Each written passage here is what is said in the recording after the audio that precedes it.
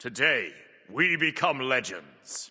Why does everyone hate and or blame the jungler in Smite? It's by far the most common role to be blamed for a loss, especially in the early to mid game, but why is that? Jungling by nature is the role with the highest barrier to entry by far in Smite. One could try and make an argument that in terms of skill ceiling there might be some contention from support, or maybe even some delusional backline bins that tried to claim ADC and mid have a higher skill ceiling. But even then I would argue jungle has the highest ceiling as well, but in terms of skill floor and barrier to entry, jungling is uncontested the hardest thing to do and get into at a basic and intermediate level in Smite. Lane roles have a very clear goal in mind. Farm the lane, get pressure in the lane, diff your opponent in the lane, win the lane, then rotate for team fights. Junglers on the other hand have a much more ambiguous set of goals for a game. Sure, you can just say diff the jungler, gank more, farm better, win game, but how you go about those goals is much more open-ended than with a traditional laning role. Junglers by nature are roamers, and because they don't have to be anywhere, a lot of players end up assuming they must be everywhere,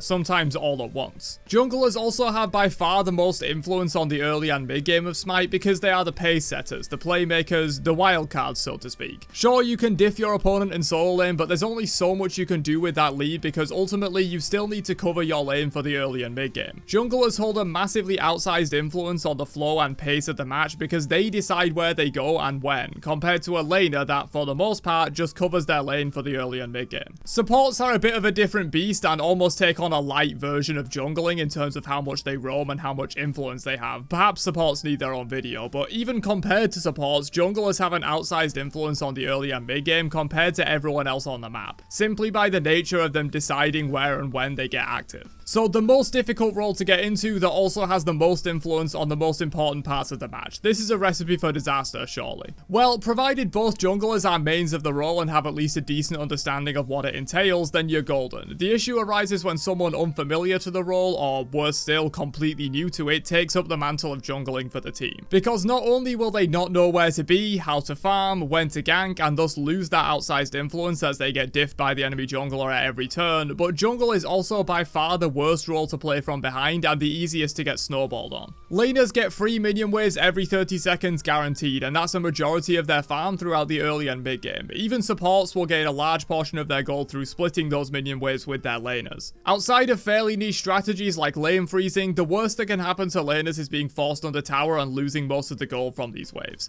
As a jungler though, you can very easily have your farm entirely shut out by a more competent jungler or even a fed laner that is invading half your jungle. Anyone who's played jungle for a reasonable amount of games will have a handful of them where either you get diffed by the enemy jungler so hard that they just walk into your jungle and take everything without you really being able to contest them, or your solo laner is getting diffed so hard that the enemy solo is at your back camps on cooldown and you can't do anything about it.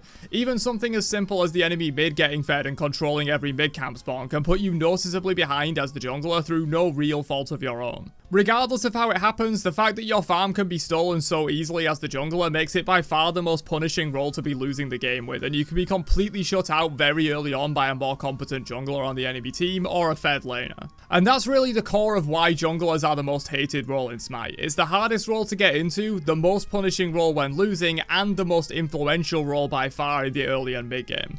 This perfect storm of factors means that even small mistakes or skill differences between you and the enemy jungler can very easily snowball into the losing jungler having next to no influence, while the winning one completely controls and dictates the course of the match. Laners that are winning absolutely do have more influence than ones that are losing, there's no doubt about that, but it's not even close to the level of an influence a fed jungler can have. When the whole team expects the jungler to be everywhere, but they're actually nowhere because they've just been trying to scrape up a few morsels of farm that haven't been invaded yet, you end up with an environment where it's very easy to just put the blame on the jungler. Sometimes that's true, sometimes they are just worse than the enemy jungler and got completely diffed and are the sole reason you're losing the game, but you also see a lot of times where laners aren't buying wards, get ganked by the enemy jungler, and then proceed to blame everything that goes wrong from that point in the match on their own jungler for not spam ganking their lane. Sometimes the enemy jungler doesn't even gank at all, and your solo laner is just getting diffed by the enemy solo and would need immense help to get back into it, and so they blame you. The issue there is that the jungler's time is extremely valuable, and sometimes it's not even worth it to gank a losing lane 5 times in a row just to maybe pull them back to even at best, or get 1v 1v2'd or counter-ganked at worst. It's sometimes just better to focus on even or winning lanes and play through those with the hope they can make up the difference in the late game teamfights. When this happens, the lane that's losing blames the jungler, which is somewhat understandable, especially if the lane in question has been ganked several times by the enemy jungler while you ignore it completely.